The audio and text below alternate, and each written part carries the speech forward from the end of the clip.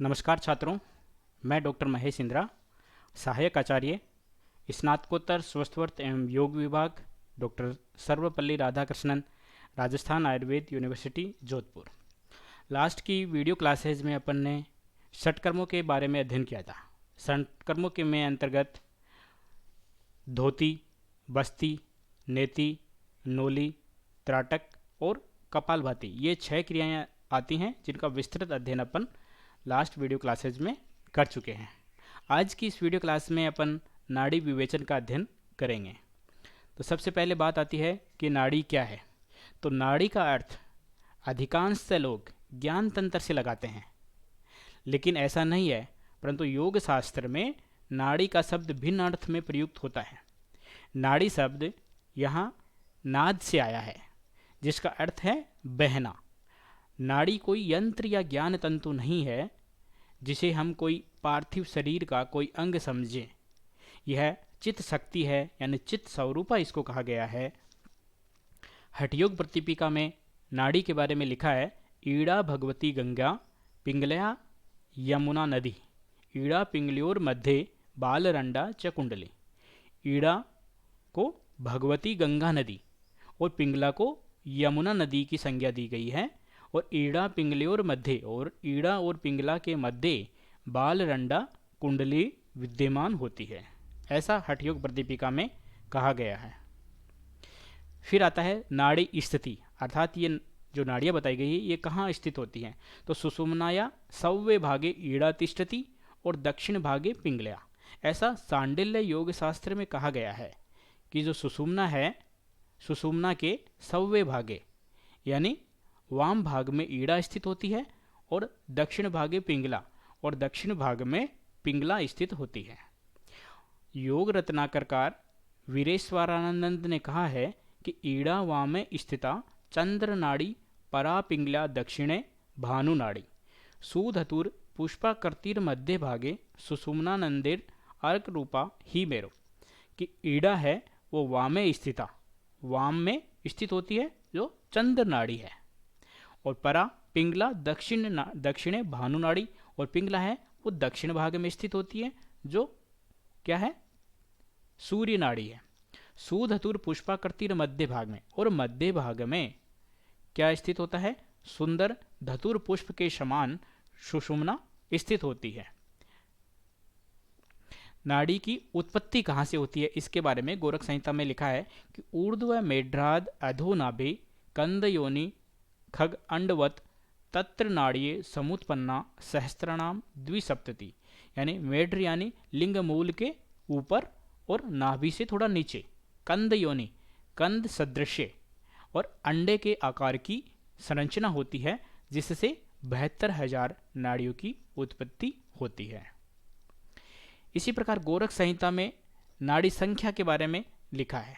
नाड़ी संख्या के बारे में गोरख संहिता में क्या बताया गया है कि शरीर में कुल 72,000 नाड़ियाँ होती हैं जो ऊर्ध्व, अधः और तिर्यक दिशा में जाती हैं, और इन 72,000 नाड़ियों में भी प्रधान नाड़ियाँ हैं वो 72 बताई गई है, और 72 नाड़ी या जो प्रधान बताई गई है उनमें भी 10 प्राण वाहिनी नाड़ियाँ हैं वो प्रमुख हैं। प्रधानम प्राण वाहिनियों भयस्तासु दशा स्मृतु 10 स्मृता, गोरख संहिता में ऐसा लिखा है कि ये 10 प्राण वाहिनी नाड़ियाँ हैं वो प्रमुख हैं। ये 10 प्राण वाहिनी नाड़ियाँ हैं वो कौन कौन सी हैं, इसके बारे में बताया गया है।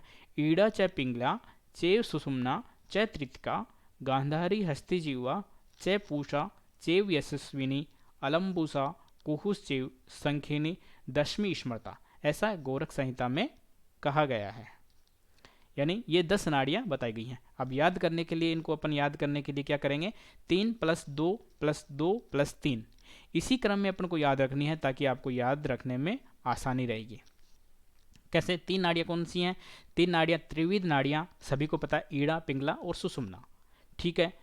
2 कौन सी हैं? आपको प्रथम अक्षर से इसको याद रखना पड़ेगा, गा है, गांधारी और हस्तिजीवा। इसी प्रकार दूसरी 2 जो बताई गई हैं, यशस्विनी और पूषा, यप्पू। प्रथम वर्ड से, प्रथम अक्षर से आप इसको याद रख लें। और अंतिम जो 3 बताई गई हैं, अंकुश, वो भी आपको इनके प्रथम अक्षर से याद रखनी है, अलम्बुषा, कुहुनाड़ी और संखिनी। इस तरह ये 10 नाड़ियाँ हो गई, 10 नाड़ियाँ बताई गई है। अब आता है 10 नाड़ियों का विस्तृत वर्णन, अपन इनके बारे में इस सारणी के माध्यम से करने वाले हैं। तो जैसा अपन ने पीछे जो क्रम पढ़ा है उसी क्रम से अपन इनको पढ़ेंगे।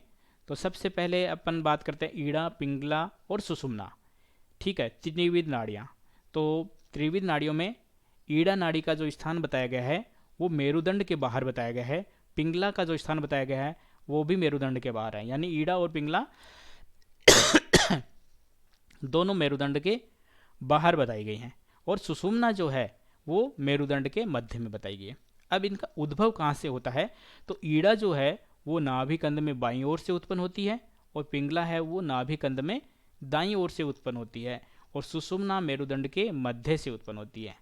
समाप्ति की बात अगर अपन करें तो ईड़ा नाड़ी वो बाएं नासारंध्र तक जाती है और पिंगला नाड़ी दाएं नासारंध्र तक जाती है और सुषुम्ना नाड़ी है वो ब्रह्मरंध्र तक जाती है।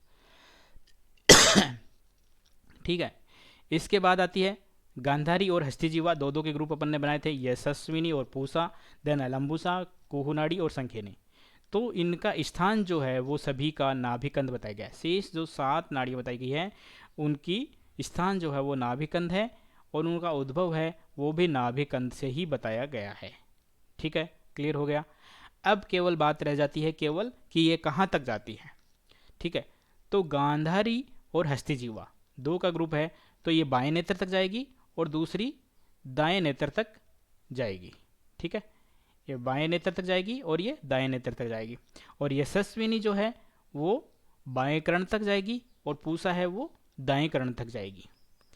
इसी प्रकार अलम्बुसा, कोहू और संखिनी ये तीनों को एक साथ में याद रखेंगे। ये मुख तक, लिंग तक और गुदा तक, ऊपर से नीचे की ओर अपन बढ़ रहे हैं, यानी मुख तक, मुख, उसके बाद में लिंग और उसके बाद में गुदा। ठीक है, मुख, लिंग और गुदा, ऊपर से नीचे, आपको ये याद रखने में आसानी रहेगी। ठीक है, इसके बाद में अपन बात करते हैं शिव संहिता की। शिव संहिताओं में क्या लिखा है? सा अर्धलक्षत्रयम् नाड़ीय संति देहांतरे नृणाम प्रधान भूता नाड़ीयस्तु तासु मुख्यश्चतुर्दशा। यानी शरीर में 3.5 लाख नाड़ियाँ मनुष्य शरीर में पाई जाती हैं, विद्यमान होती हैं और इनमें भी 14 नाड़ियाँ हैं वो प्रधान बताई गई हैं शिव संहिता के अनुसार। तो ये 14 नाड़ियाँ कौन सी हैं?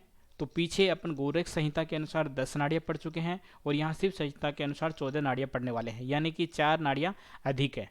तो बाकी की शेष जो 10 नाड़ियाँ हैं वो सेम है, 4 नाड़ियाँ अलग बताई गई है। तो एक बार वापस रिवाइज कर लेते हैं कि त्रिविध नाड़ी 3 बताई गई हैं, ईड़ा, पिंगला, सुषुम्ना और गांधारी, हस्तिजीवा, यशस्विनी, पूसा, अलम्बुसा, कुहुनाड़ी और संखिनी। ये 10 नाड़ियाँ गोरख संहिता के अनुसार यहाँ भी सेम है। तो 4 अलग कौन सी हैं? तो उसके लिए याद रखने के लिए अपन SSPV इस वर्ड को याद रखेंगे। SSPV यानी सरस्वती, शिवोदरी, पयस्विनी और वरुणा। इसके बाद में अपन बात करते हैं कि लाभ। तो नाड़ियाँ क्या करती हैं? ज्ञानेंद्रियों एवं कर्मेंद्रियों में जो चेतना का संचार होता है वो इन नाड़ियों का इनमें अहम रोल होता है। एक चेतना का संचार होता है, एनर्जी का संचार इनमें होता है, एनर्जी का प्रवाह इसमें होता है। देन कुंडलिनी जागरण में भी इनका महत्वपूर्ण रोल है।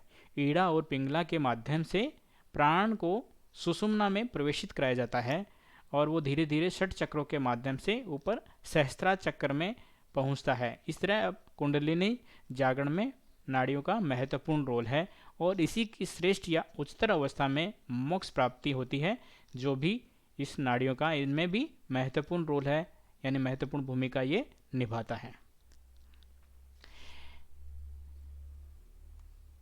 वीडियो से संबंधित यदि आपका कोई प्रश्न है या कोई सलाह है, कोई सुझाव आप देना चाहते हैं तो अपनी प्रतिक्रिया कमेंट बॉक्स में ज़रूर दें। यदि आपने अभी तक चैनल को सब्सक्राइब नहीं किया है तो चैनल को सब्सक्राइब करें एवं बेल आइकन दबाना न भूलें।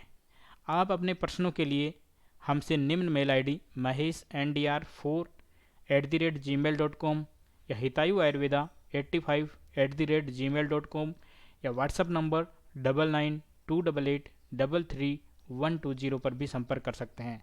थैंक्स, धन्यवाद।